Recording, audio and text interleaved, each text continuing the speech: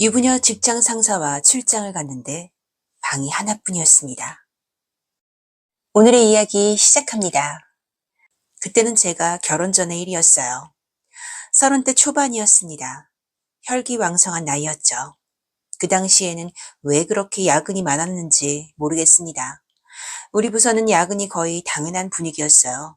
그날도 밤 9시가 넘는 시간이었고 다른 직원들은 이미 다 퇴근한 뒤였습니다. 저 혼자 남아서 마지막 일을 정리하고 있었어요. 그러다 아무도 없는 사무실에서 평소 즐겨보던 일본 언니들 나오는 영상을 습관처럼 틀어놓았습니다.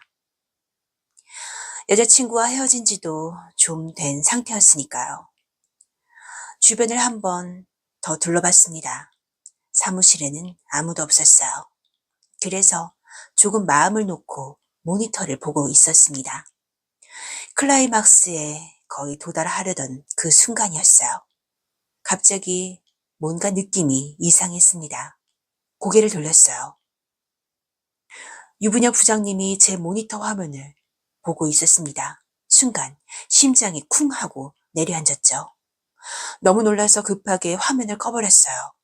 저는 고개도 제대로 들지 못한 채 서둘러 정리를 하고 사무실을 나왔죠.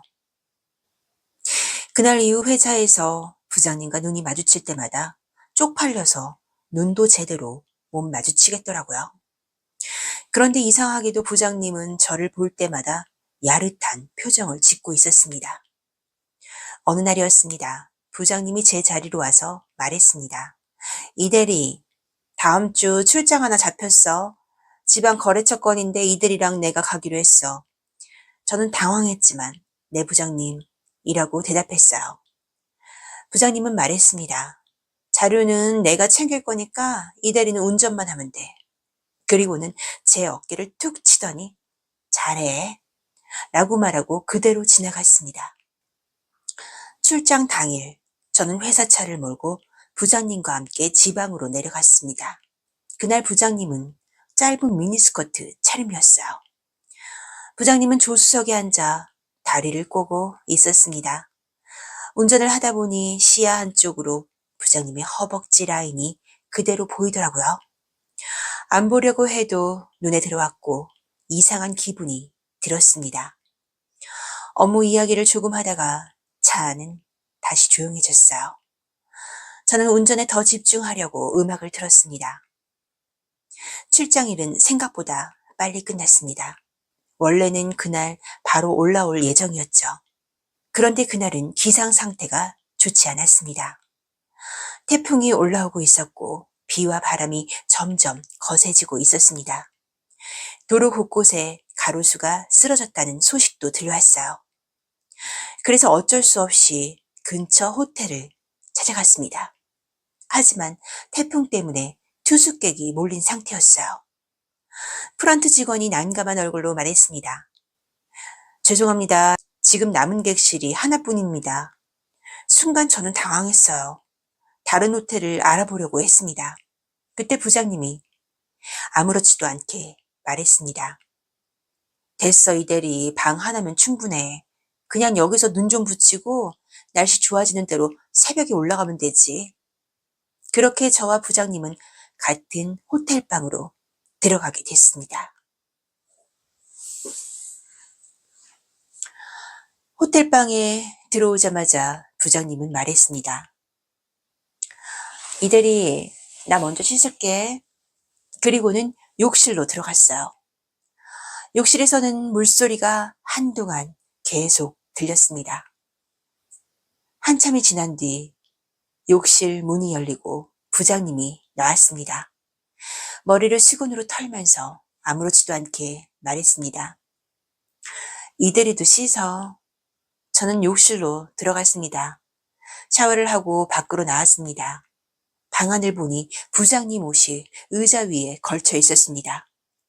침대 쪽을 보니 부장님은 이미 이불 안에 들어가 있었습니다. 그때 부장님이 저를 보며 말했습니다. 이 대리, 오늘은 모니터 필요 없잖아. 안 그래? 저는 이성의 끈을 놓고 그대로 침대에 몸을 날렸습니다. 모르겠습니다. 한동안 여자를 가까이 못 봤기 때문이었을까요? 그날 밤 부장님은 저를 가만두지 않았습니다. 저는 그날 처음 알았어요. 여자가 그렇게 적극적일 수도 있다는 걸요. 회사에서 보던 모습과는 완전히 다른 사람이었습니다. 늘 차갑고 일밖에 모르는 사람처럼 보였던 그 부장님이 맞나 싶을 정도였어요.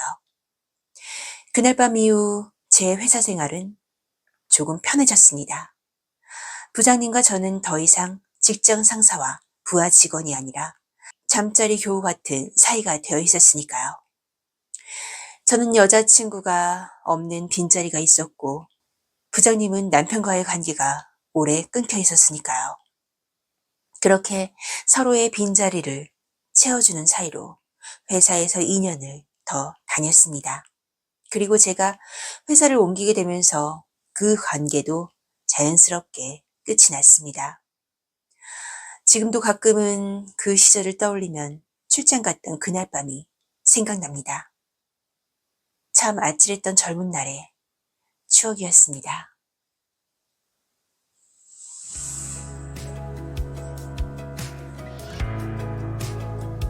오빠들, 오늘의 이야기는 어떠셨나요?